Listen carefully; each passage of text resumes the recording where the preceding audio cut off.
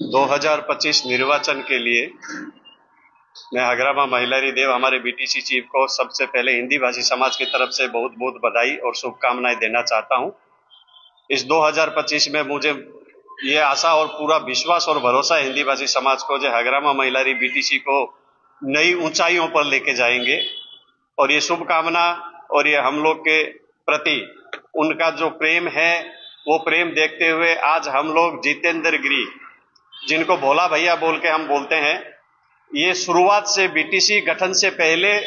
BPF के साथ जुड़े हुए हैं। बीपीएफ पार्टी का गठन हुआ तो 2007 में इनको बीपीएफ का प्रचार चुनाव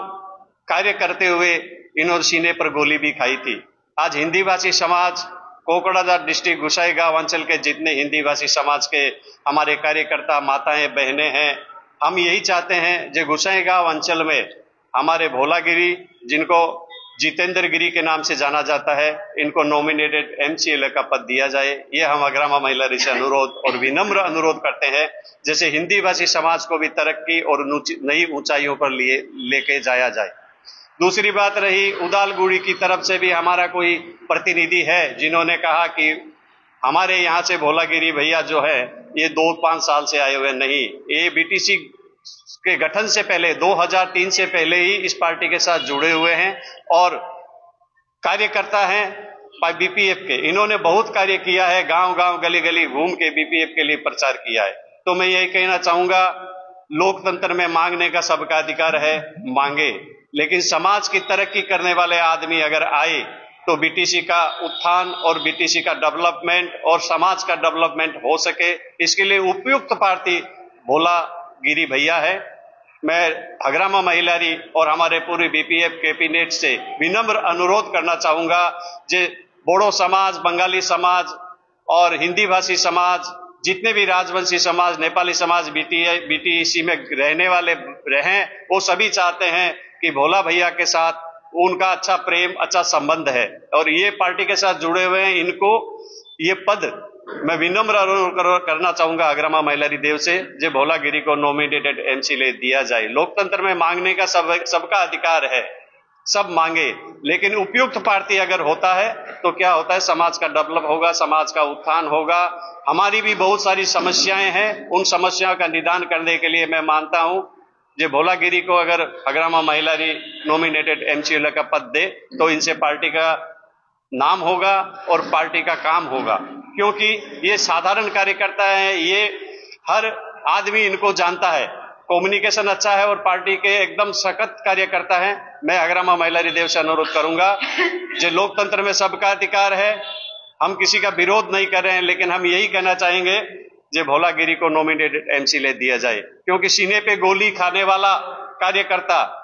अगर है तो भोलागिरी है। तो मैं हगरामा महिलारी देव से अनुरोध करूंगा, हमारे गोसाईगांव समाज के सब डिवीजन के सब भाइयों का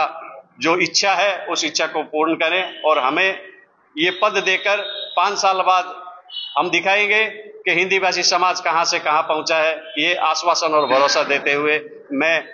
कमला दीदी को कहना चाहूंगा वो 2 शब्द इसके बारे में कहे। महिलारी सारक मैं धन्यवाद जनाऊं, आमार बीपीएफ और आको पुनरुत्थित ताको देखाते घुरी आइसे और आमार जिमान सब जगार बीटीएडी जिमान बीटीएडिर मानुहबिलाके जेनेकुवा कष्ट करिছে और आमिও करिছো और आमार हगरामा महिलारी सार आहाते अलप मैं কৈ লওঁ सारर বিষয় जिखिनि आमार बीपीएफ पार्टी घुरी आहाते रिक्शावाला टटोवाला सबरे इनकाम बाढ़िছে, दোकानदार बिलाके ভাল ভাল इनकाम बेचाकिनी কৰি আছে। तार पिছত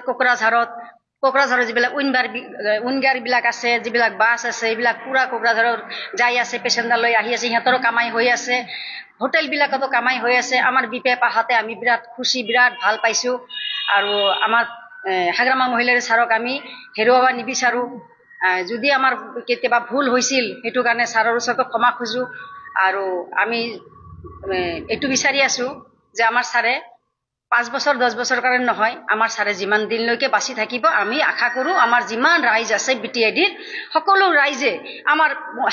হাগৰামা মহিলাৰী সাৰকে সেই মানে চিয়াৰখন আমি তেখেতক পুনৰুত্থিত তেখেতক আকৌ বাৰ দিম আৰু এটু আমাৰ বিটিএডিৰ মানুহে প্ৰতিশ্ৰুতি লৈছে আৰু আমি বেলেগ জায়গা যোৱাও নাই আৰু নাযামো। আৰ 2 নম্বৰ কথা এতিয়া আমাৰ বিটিএডিৰ মানে ইএম জিএমৰ কথাটো আহিলে সব কাষ্টৰ পৰাই মানে ইএম জিএম আছে কিন্তু আমাৰ হিন্দী ভাষীৰ পৰা মানে নাই গতিকে এইটোৰ কাৰণে আমাৰ সব হিন্দী ভাষী বিটিএডিৰ আৰু বেলেগ আদাৰ কাষ্টটো মানে হেৰি কৰিছে দাবী কৰিছে যে আমাৰ যেটো জিতেন্দ্ৰ গিৰি তেখেতৰ আসল নামটো আৰু এনে মাতা নামটো ভলাগিৰি ভলাগিৰিক মানে আমি সাপোৰ্ট কৰিছো আমাৰ গোসাইগাঁৱৰ পৰা যে ভলাগিৰিক এমসিএলত নমিনেট মানে সিলেকশনটো আমাৰ হাগ্ৰামা মহিলাৰী সাৰে কৰিব লাগে তেখেতে মালিক তেখেতে জাক দিব তেখেতে তাই হিয়ে পাব গতিকে মোৰ এইটো মানে বিনম্ৰ অনুৰোধ যে আমাৰ ভলাগিৰিক মানে বিটিসিত আমাৰ গোসাইগাঁৱত এমসিএল নমিনেট এমসিএলটো তেখেতক দি ফালে আমাৰ হিন্দী ভাষী লাইজৰ কাৰণে আৰু মানে উন্নতি হবৰ কাৰণে কাম কাজ আগবাঢ়ি ল'বৰ কাৰণে আমাৰ হিন্দী ভাষীবিলাক বুৰ্বক আছে নাজানে সিহঁতক মানে অলপ আগুৱাই লৈ যাবৰ কাৰণে ভলাগিৰিৰ নিচিনা এজন সক্ষম এজন ল'ৰা এজন লাগে আৰু ই আজিৰ পৰা নহয় ই বিটিসি যেতিয়া গঠন হোৱাৰ আগৰ পৰা মই আৰু ই একেলগতে আছিলো বিটিসি গঠন হোৱাৰ আগৰ পৰা আপসু আঞ্চলিক তেতিয়া বিএলটি আৰু আপসু আছিল সেই তেতিয়াৰ পৰা ভলাগিৰি মই দুজনে আমি এইবিলাক মানে পাৰ্টিৰ কাম কৰি আছিলো তেতিয়া কোনো বিপিএফ নাছিল পিছত ডিভাইড হোৱাৰ পিছত বিপিএফটো হৈছে আজি নতুন মানুহ নহয় মই তেতিয়া সাব ডিভিজন মহিলা সমিতিৰ প্ৰেসিডেন্ট আছিলো ভলাগিৰি তেতিয়া পাৰ্টিৰ কাম কৰে মানে আপসু আৰু বিএলটি একলগত তেতিয়া আমাৰ হাগ্ৰামা ছাৰৰ যেতিয়া চুক্তিপত্ৰ হৈ গল বিটিসি হাগ্ৰামা ছাৰ ফাৰ্ষ্ট যেতিয়া আহিলে তেতিয়া বয়স স্কুল ফিল্ডত আহিছিল আমি যাই ফেলে তেখেতক স্বাগতম কৰিছিলো ভলাগিৰি গৈছিল মই গৈছিল ফুলেদি তেখেতক স্বাগতম কৰিছিলো ফাৰ্ষ্ট তেতিয়া মই নাজানো যে চিফ কি হয় বা চিফ হলে কি হ'ব লাগে গৈছো পাৰ্টিত কাম কৰি আছো তেতিয়া ইমান নাজানো আৰু কিন্তু যেতিয়া জানিব পাৰিছো হাগ্ৰামা মহিলাৰী ছাৰৰ নিচিনা ৰজা আমাক লাগে বিটিসিত এই ৰজা নহলে বিটিসি মানে বৰবাদ হৈ যাব বিটিসিত কোনো বড় মানুহে বিটিসিত মানে বাহাদুৰি কৰি দাবী কৰি কথা ক'ব নোৱাৰিব আৰু কোনো বিটিসিত কোনো পাৱাৰ আনিব নোৱাৰে হাগ্ৰামা মহিলাৰীৰ নিচিনা মানে মানুহ আমি নাপামো আৰু আমি তেখেতক হেৰুৱাব নিবিচাৰো তেখেতক পুনৰুত্থিত বাৰ 5 বছৰ হিচাপে আমি আনিব খুজিছো ইয়াতে আমাৰ ভলাগিৰিক আমাৰ ছাৰে হাগ্ৰামা মহিলাৰী ছাৰে আমাৰ ভলাগিৰিক আমি দাবী কৰিছো ভলাগিৰিক মানে বিটিসিৰ মানে আমাৰ হিন্দী ভাষীৰ নমিনেট সিলেকশনত মানে এমসিএলত দিব লাগে আৰু ই একটা দাবিদার ইও মানে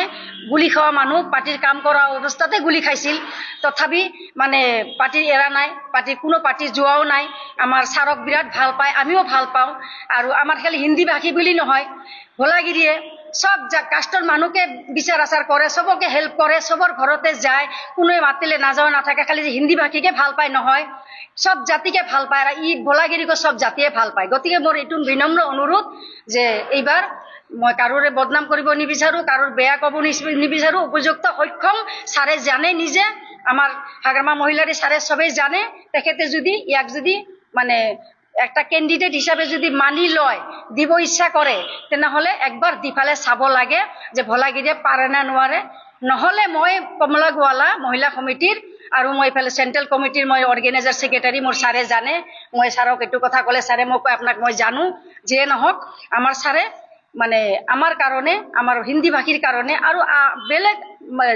ৰাইজৰ কাৰণে ভলাগিৰিক মানে এই এমসিএল নমিনেটটো তেখেতক সিলেকশন কৰিব লাগে বুলি আৰু উপযুক্ত আছে বুলি গোসাইগাঁৱত দিব লাগে আমাৰ গোসাইগাঁৱত দিব লাগে এইটো তেখেতক দিবই লাগে আৰু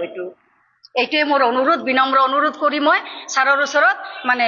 ক্ষমা খুজি আছো যে মোৰ যদি কিবা ভুল হৈছে ছাৰ আপুনি মোক ক্ষমা কৰিব আপুনি মোক